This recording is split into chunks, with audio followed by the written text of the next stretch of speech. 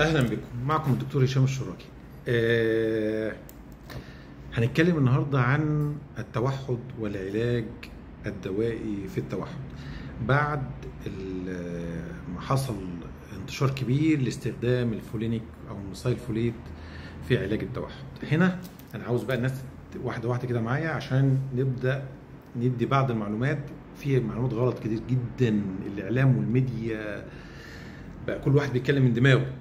بصوا يا جماعه، التوحد احنا قلنا ان هو فقر في التواصل. التوحد كان معروف ان هو خلل بيه، وقلت كلام وواجهت كتير وقلت عرضت الناس بتوع التخاطب ما يتكلموش في حاجات زي كده، وبيقول لك ده طفره بيئيه وبتاع. لا، التوحد يا جماعه لازم علاجه دوائي. وبعد ما حصل بسنين معارضات، دلوقتي امريكا اعلنت عن استخدام علاج دوائي. احنا مالناش دعوه بالدواء ايه، احنا لنا دعوه دلوقتي ان الكلام لنا علاقه دلوقتي ان الكلام على علاج دوائي، ايا كان صح ولا غلط، بس هو علاج دوائي. العلاج الدوائي هو ده علاج التوحد. لازم نستخدم علاج للتوحد دوائي مع التخاطب وتنميه مهارات، لان هو طفره جينيه ولازم نتعامل معاه ان هو هيتحسن دوائي. لكن مفيش حاجه اسمها علاج للتوحد بنديك حبايه فانت هتخف او تتحسن. علاج التوحد علاج متكامل، كومباينيشن، مجموعه كامله.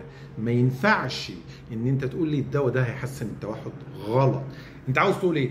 مفيش اي علاج في العالم لاي مرض سلوكي هيكون دواء واحد، ومفيش حاله في العالم الفصام وغيره وغيره غير انها مهدئات، وانا مش بعترف بالمهدئات نهائي. تعالوا بقى نتكلم بسرعه. التوحد هو فقر في التواصل، ان طفل في عالم تاني كانه لا يرى كانه لا يسمع، عنده فجوه ما بين العمر والعقل والزمن بتاعه. عاوزين نعالجه دوائيا. نعمل ازاي عشان نعالجه دوائيا؟ عملوا ايه بقى؟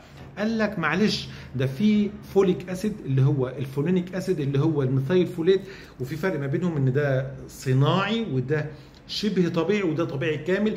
اي فيتامين في الدنيا عاوزه يخش معاك ويبدا تحسن لازم يبقى ميثايليتد. فقال لك في 47 حاله عملنا لهم بتاع ابحاث، فلقينا لما ادينا الميثايلفوليت او الفولينيك اسيد بدا يتحسن. اقول لحضرتك لا، انت يا جماعه فكروا كويس، الضجه اللي معموله دي كلها غلط. ده بالنسبه للشخص اللي هو عنده نقص، بالنسبه للشخص اللي عنده نقص في الفولينيك او الميثايلفوليت زي السيريبرا فوليت ديفيشنسي، ده ممكن اديله فيبدا يتحسن، وبرضه هياخد معاه ادويه تاني. ما ينفعش اقول الدواء ده بس، تخيل. طيب يا دكتور، احنا برضو متوترين وبتاع وما اعرفش ايه، فاحنا عاوزين نعرف الفولينيك ده نظامه والفوليك والفرق ما بينهم. الفوليك اسيد احنا الحمد لله اقوى نتائج حصلت، واللي حصل ده كله بعد ما احنا اعلنا. خلي بالكم وكل اللي متابعين معايا، كل اللي حصل عن بالنسبه للباراسيتامول او الفوليه بعد ما احنا اعلنا عن استخدامه، وبنستخدمه كتير مع الحالات اللي معانا، وبالتالي دايما كنت اقول لكم اعلى درجه تحسن الحمد لله معانا. بس ما ينفعش اقول لوحده لسبب. لما نيجي نتكلم على الفوليك اسيد ده يا جماعه بنستخدمه، ده صناعي في الاطفال اللي هي ممكن تحوله الى الصوره من الصوره الصناعيه للصوره الطبيعيه، فلازم يكون الصوره السهله الميثايليتد، فلازم يكون عنده المحول ده، لازم يكون عنده المحول ده. المحول ده لو مش موجود فلازم نستخدم الصوره الطبيعيه الموجوده في الخضار. يعني عاوز تقول لي ان اي حد، واسمعوا بقى الكلام ده كويس ومش عاوزين فاتي، اي حد عاوز ياخد الصوره الطبيعيه دي بالنسبه للام الحامل وبالنسبه للطفل ياخد اي حاجه فيها خضروات، اي حاجه، الجرجير، الخس، وكمان والحمضيات زي مثلا البرتقال، الليمون، اليوسفي، وموجود في الحاجات اللي العدس والفاصوليا والكبده والكلام من ده، بس ده بتنطبخ فبتتكسر، فاحنا لما ناخدها ونعملها في عصير ونشربها بكميات كبيره نقدر ناخد التركيز بتاعها. بس ده يعني للامانه التركيز الدوائي بيبقى اعلى. طيب يا دكتور، احنا عاوزين نعمل دلوقتي، انا عاوز انزل دلوقتي بكره واعمل تحليل ان انا مش عارف انا متربى ايه اللي اعمله. في حاجه اسمها الام تي اتش في ار جين تيست، اعمله، بس ده موضوع كبير قوي.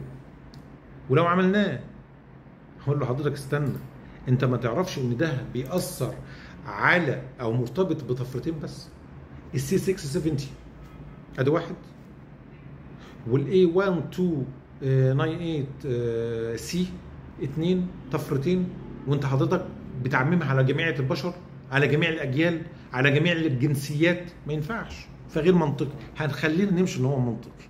تمام؟ ايه الحاجه اللي اعملها وانا ما عنديش انا اول مره اسمع البتاع ده، الهوموسيستين. الخلل بتاعه يديك ان في فوليت ديفيشنسي او في امتصاص للفلويد مش مظبوط، وفي نقل بتاع مضادات ريسبتورز ليه، فده يبدا يديك انديكيتور ليه. ولو احنا عملنا الجين تيست ده يجيب، لا استنى، ده في ادق من كده. وهنا النقطه بقى العلميه يا جماعه، مش ده اللي هيحدد. انت عشان تلعب على الفوليت لازم تلعب عليه في مجموعه كامله باستخدام الجلوتاثيون اللي هو عم الحاج مايكل جاكسون اللي كان بيحقنه عشان يبض، والميثيونين اللي هو بعض الشركات كانت بتستخدمه زمان مع الادويه اللي هي مضاد بتاع خفض الحراره عشان تحمي الكبد. فانا لو ربطت دول معاه يبدا التحسن يزيد. طب انا عاوز اقيسه في الدم، خلاص اعمل سيرام فوليت، بس ده مش دقيق، في ادق منه اللي هو كرات الدم الحمراء اللي هو اربسيس فوليت. طب لو عاوزين نزود بقى كده خلاص اكتفينا، لا ما نكتفيش، لان ما ينفعش يبقى هو عايش لوحده، لازم نعمل معاه ما يرتبط بالامونيا. عشان كده الحالات اللي متابعه معايا ملاقيني مركز مع الامونيا، ما كانش حد بيركز فيها خالص عشان الحته دي. وايه كمان؟ وفيتامين د بس انا مش معترض بيه قوي، بس ماشي. وايه كمان؟ النحاس ماشي. وايه كمان؟ الغده الدرقيه لها دور، فتلاقي 3/4 الناس المتابعين معايا غده درقيه وسيرم امونيا، دول الاهم والاساس. فيبدا الطفل يتحسن معاك؟ لا طبعا، عشان لازم نزود الاسيتايل، نلعب على الاسيتايل كلين ونزود السيروتونين. شفت بقى، ده بات كومباينيشن. ما ينفعش تقول لي ده خدت العلاج وتحسنت. طب لو انا شفت قالت انا خدت الفولينيك اسيد وابني اتحسن، هرفض، مش هصدق. لازم تقول الا لو هو الحاله اوريدي عيبها نقص الفيتامين ده او الحمض الاميني ده او ماشي، بس مش هيبقى تحسن كامل. فبالتالي العلاج للتوحد استخدام السيروتونين تحت قاعده الكريبس سايكل اللي اعلنا عنها قبل كده قبل الضجه بتاعت امريكا دي تتم، ونشتغل عن طريق الميتوكوندريا. الميزوكساتين ده حلك، هي اللعبه دي. فلو اشتغلت على الميتوكوندريا للخليه، بيت الطاقه للخليه، الخليه اللي فيها عطب هتبدا تشتغل وتؤدي الوظيفه اللي احنا عاوزينها. طيب كويس كده، بس عمرها ما هتشتغل، لان الميتوكوندريا الامهات بتدينا طاقه، فبتدينا عشوائيه، فالطفل ما بيتحسنش معانا. عشان كده اي طفل انا بعالجه بيبقى معاه فرط حركه، اقول للام امنع السكريات والمواد الحافظه يبدا يتحسن معاه. طيب لو انا اتعاملت مع الموضوع ده عشان يعني انا مش مرتاح، فبدات اجيب الفوليك او الفولينيك او الكلام ده، اعمله استخدمه ازاي؟ هتستخدمه في بروتوكول كامل، مش بروتوكول وحيد، ولازم يدخل معاه الهرمونات الانثويه، لازم حتما. والحمد لله الهرمونات الانثويه دلوقتي بدات تستخدم وجايبه نتائج كويسه جدا في بروتوكول. كم بروتوكول يا دكتور؟ من 8 ل 12 بروتوكول دلوقتي. بنبدي معاه تدريجيا، واحده واحده، مبنيه على اساس التحفيز الخلوي وعمليه زياده الاستيعاب والادراك للاطفال. الكلام ده في بروتوكول كامل. اللي انا قلته النهارده لازم تفهموه وتستوعبوه. الموضوع مش الجين بس، مش الام تي اتش اف ار جين تيست ولا السيرم فوليت بس، لا، الجلوتاثيون والميثيونين التيست اللي ممكن يجيب لي معايا بسهوله لو رحت عملته، اللي هو الهوموسيستين تيست. لو لقينا فيه مشكله يبقى الامتصاص او المضادات بالنسبه للفوليت ابزوربشن عالي. طب ممكن اقيسه في المخ؟ في حاجه اسمها السيريبرال فوليت ديفيشنسي تيست، يبقى ممكن اقيسه في الدم في العموم في كرات الدم الحمراء، وممكن اقيسه في المخ، وممكن اقيس المحول، الحاجه اللي بتحول الصوره، لان الفوليك اسيد مش نشط، فبحوله لصوره شبه نشطه، وفي اللي هو الفولينيك، وفي صوره نشطه كامله اللي هي الميثايل فوليت.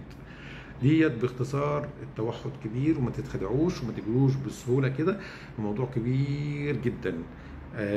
في مفاجاه جايه هنعرض لكم. انا النهارده لسه عامل حلقه على قناه الشمس عرضنا فيها ما يشابه التوحد وارتباطه بحالات ريت. هنزل لكم الفيديو وتشوفوا ايه الجديد فيه.